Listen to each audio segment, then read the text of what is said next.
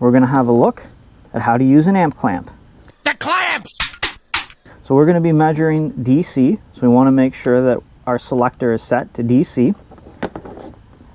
The amp clamp works by picking up the magnetic field that is traveling through the wire and sending it back to our voltmeter. And it is going to do that as a voltage. So even though we're measuring amperage, we're going to use our voltage port on our meter.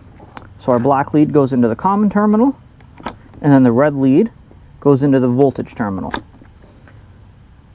Set your meter to DC volts. Make sure that it's in DC.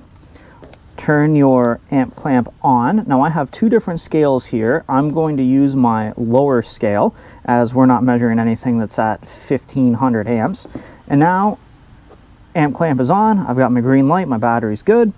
I need to zero out my clamp. So I'm just going to turn this knob until my meter displays a 0. And then let's just, for an easy example, let's use the headlights. I'm going to turn my headlights on. So I'm going to make sure that I capture, it doesn't matter if it's a positive or the negative side of the battery. I just need to capture both wires, or all the wires that go to it. I don't have any amperage flowing currently. Let's turn these suckers on. So I've got the high beams on, and then I have 0.014 of a volt, or 14 millivolts.